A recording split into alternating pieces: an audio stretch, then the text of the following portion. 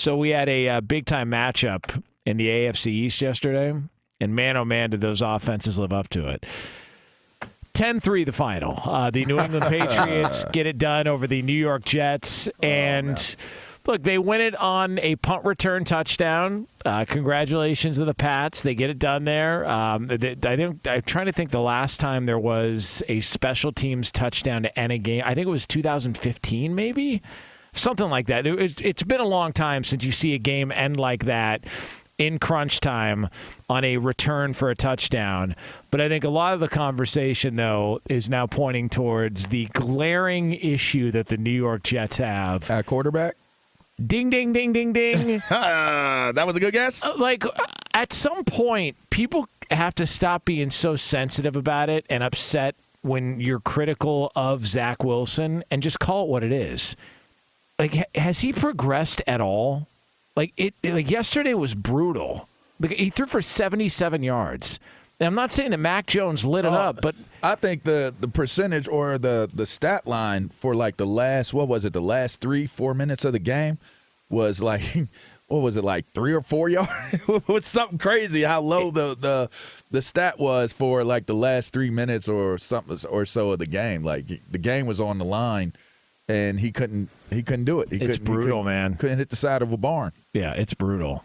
And I don't know what to make of it, man. It just feels Jonas and LaVar, I was asking Jonas about this yesterday because we were talking about that particular game. I forget what we were mentioning, but the point Jonas made was, when has anyone defended a Jets quarterback or even a New York Giants quarterback the way the New York media market has defended, or even the fans for the Jets have defended Zach Wilson? And the oddest thing about it is you literally, when you look through all the players, we talked about this a little bit last week, when you looked at all those quarterbacks in their first couple of years, they were all statistically better. It's not really even close. And so it's just so odd now that there's been this defense of him for some reason where there's no attachment whatsoever to this player. And look, I know I've sounded critical at times of him. I was more critical of the selection and the expectation of him. Knowing the Jets organization and the undertaking they were going through, which there's no doubt, you can't deny, the roster's at a better spot. Defensively, they've got a good defense. Robert Saleh is a good defensive coach. Offensively, they're still a work in progress. They faced some injuries on the offensive line. That's played a factor. Corey Davis didn't play yesterday. That obviously hurt them in this matchup because they needed some firepower, someone who could separate. But even if he did play, Jonas posed the question. The things that I was concerned about coming out from college are still issues now. All right, the guy's small. I thought, is there a chance he's going to get banged up with the way he plays, he tries to scramble around because he doesn't see well? Yeah. Has he been injured throughout the first couple seasons? Yeah, okay, still a concern. The one season where people tried to put him on the map was versus a group of 5 schedule. And every single time I kept watching and people talked about tight window throws, I was like, he's just kind of throwing balls up to guys who are just better than their competition. Because BYU that season, because of COVID, didn't play a tough schedule. It was a group of 5 schedule. And so all the things that I saw in film dating back way back when are still issues now. And not being to work through progressions or not seeing the field well. And now, does he have the ability to throw it from different arm angles? Yeah, sure, okay. A lot of guys can do that now. Hell, they're training that now. I mean, LaVar, you could probably go to any private quarterback trainer and go watch the way they're training these kids. And I'll be honest with you, I think it's awful for the game because now every private quarterback coach wants to convince these young quarterbacks that you have to play like Patrick Mahomes to win a Super Bowl.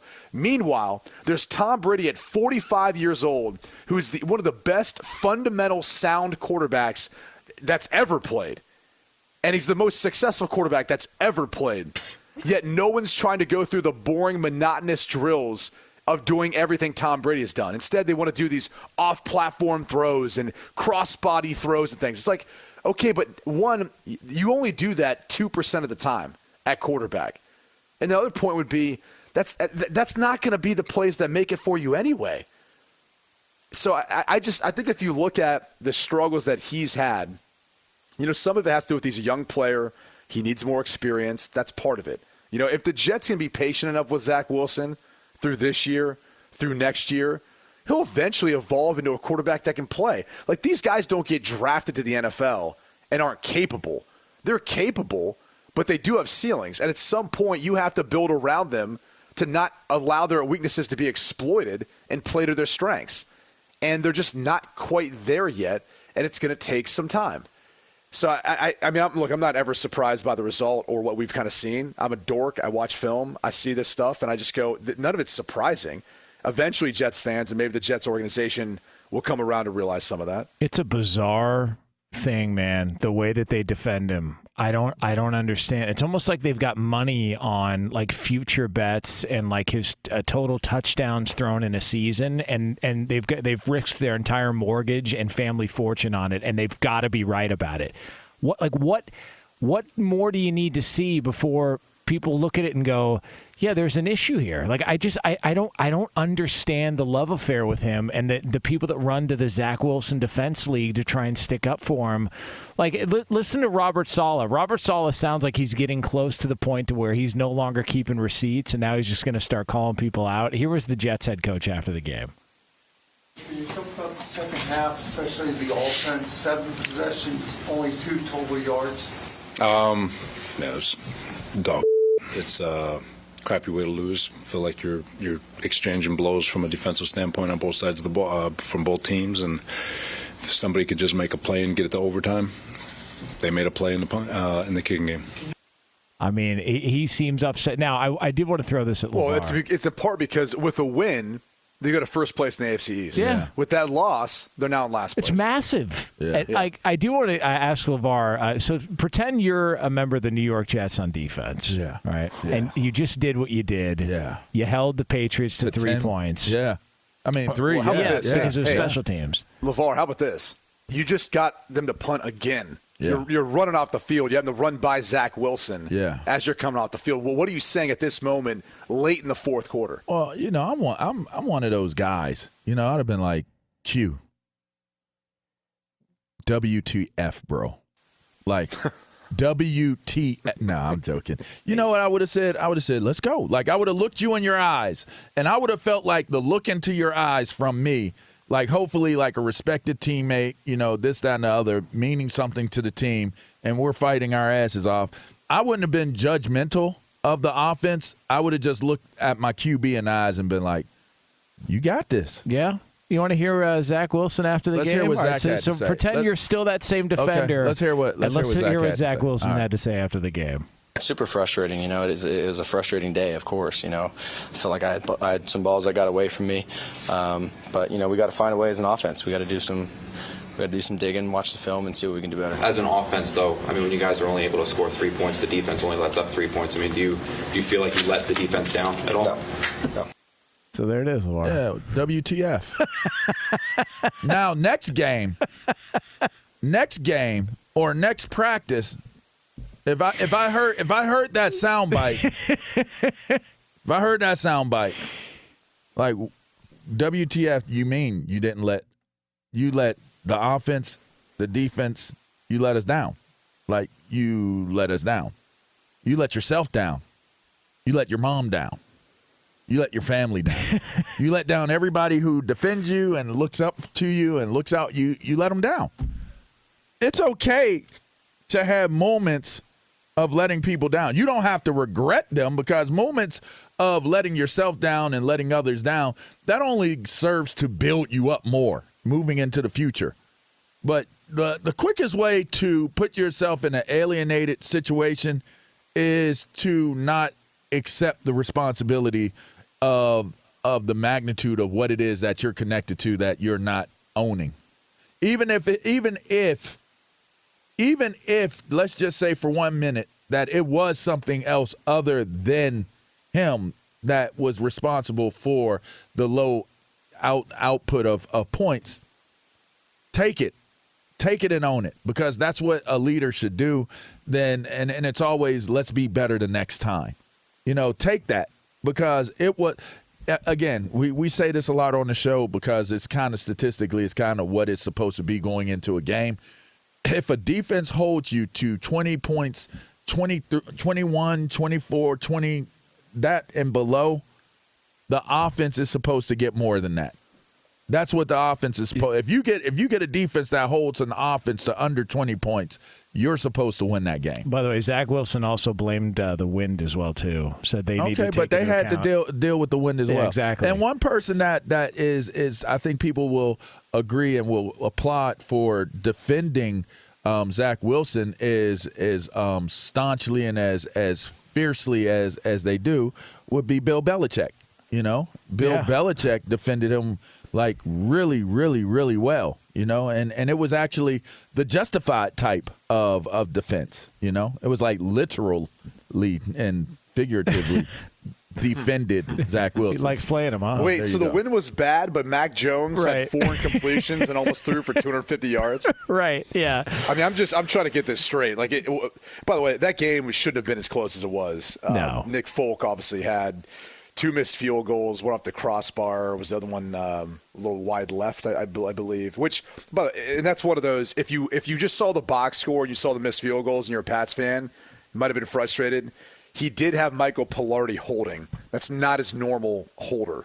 So that definitely could have played a factor on top of the fact that the wind in the kicking game tends to play more of a factor there too. By the way, they've beaten the Jets now 14 straight times. Yep. 14 straight games the Patriots have beaten the Jets. Jesus Christ, that's dominance. 14 times? You can't get one? What's interesting about laughing at him. Like, what are we doing? That's cold-blooded. What's interesting about let's just say how this could be a turning point for the Jets season potentially. I mean, who knows? Who knows what kind of resolve they've got? They play Chicago next week. I think so. Fields ended up banging up his non-throwing shoulder, so not sure of his injury status. Maybe they finally get a backup quarterback for once this season. Those Jets, always get the tough matchups. But again, the interesting thing is, if you coming into this past week, and I think they were drafting somewhere 23rd in the first round because of their record. Yeah, I think after the loss now it might be 18th. But let's just go down the road because I said this before the season started. And I think this is where people felt like I was being critical of Zach Wilson, and I wasn't. I was just pointing out the obvious, which apparently no one saw as obvious. If this team did struggle, then they're going to be in a position where they're going to be looking potentially at quarterbacks because you have to do that due diligence as, depending on who you are within that organization. Joe Douglas, their general manager, or anyone else, Phil Savage, et cetera, et cetera. They all are going to have to look at the quarterback class and say, is this guy better than the guy we have? And can we, after 2 years, say, let's move on because we've got to figure this position out. And so far, it hasn't looked good. And I talked about it before the season with the whole, hey, he's hooking up with other moms and all that. Guess what narrative that's gonna serve him come this spring if things go into a tailspin. Not focused. Doesn't care enough about football. He's not about the right things. They'll go find someone in the draft that is. Problem is they're not going to be able to draft because of where they're drafting at. And they're going to have to give up more draft capital. Their success early on in this season could actually hamper their ability to go after a quarterback in next year's draft, even if they feel like that's their need, because of where their draft position could end up being. So Connor Hughes from SNY, he reported yesterday that sources inside the Jets locker room told SNY that Wilson was walking around after the game like he isn't the problem. It rubbed more than a few the wrong way, frustrating several others. And that was before he even spoke afterwards. And confirmed it. Yeah, and that Jets players are pretty fed up with just the walking around, I'm not the problem, it's not me, not being accountable sort of aspect to all this. So, between blaming the wind, not being accountable, not feeling like he's let the defense down, I mean, this could just turn on him and backfire in a hurry, right? I would, if I'm a leader, this is where leadership matters. This is where sometimes, defenders like kickers, punters, old heads, sometimes these are the moments where somebody just needs to pull him to the side and be like, hey, listen, man, so let me just give you a little bit of perspective. Can we talk? I've done this more than so many times and just say, let's go get some wings or something, man. Let's go talk, and we'll go sit down and I'll talk to it. I would have talked to a young guy, young quarterback or a young player, running back, whatever it may have been, and just been like, listen, let me give you just a different understanding of little things can become big things. And we talk about those details as it applies to playing in the game and how it applies to plays. But a lot of times you got to pay attention to those little things as it applies to what you say and do in the media and what you say to people around the building. You have to be cognizant and aware of that. So let me just put it in front of you. Listen, it's okay. You're in a position where a lot of people are paying attention to you. You have a lot of support, and a lot of guys want to see you have success. So in situations like, what happened last week, and I would actually point out the actual quote, listen, when somebody asks you a question like that, it's always take the high road on how you respond. Well, take responsibility. Take that's responsibility. What leaders do. Absolutely. Leaders take accountability for it. Indeed. And so that would be, and then if he continued to be that person, then now you got to say to yourself, because here's what happens, right? Nobody had to know that me and him went out and had that conversation, but he and I know we had that conversation. So if he continues to be that person that doesn't show leadership or show that type of accountability, then now you have to approach it as such from then, where his personality traits could actually be a problem and a detriment to our team. I want to look at their schedule real quick the rest of the way. So they play Chicago next week. Then they're at Minnesota, at Buffalo. Oof. Then they go versus Detroit at home, which that could be a game now. Yeah. Well, yeah, Detroit's won 3 in a row. Yep. They look better. They look different. Then they host Jacksonville, which that's a much more winnable game. But that's on a short week, so who knows. Then they finish at Seattle, at Miami, which the Miami game obviously is going to be incredibly significant, not only for the division but for playoff standings, and obviously you're on the road. And your back-to-back weeks on the road have to go off a East Coast trip, which Seattle, still in the hunt, that's going to be a significant game on their end of things. So the schedule, which I thought lightened up a lot more after their bye, now doesn't look so much like it's lightened up. The Bears are playing better football. And the toughest thing about this next week matchup is he's got a guy in Justin Fields who, I had Justin Fields rated higher than him, much higher than him in that quarterback draft class. And with the progress that Fields has made, if the Bears win that game and Fields continues to play the way he has, it's going to be staring the Jets front office right in the face. Jets fans right in the face. That, hey, maybe this is the guy you should have taken. I mean, outside of Trey Lance, every single quarterback from that draft class in the first round has shown either that they can play or significant improvement, except for Zach Wilson. I even think you could lump in Davis Mills. Now, I know Houston's been awful this year and all that, but he's got so much less to work 100%. with than what the Jets have, and his rookie season was far better. It's going to be wild to see how that turns on Zach Wilson there in New York.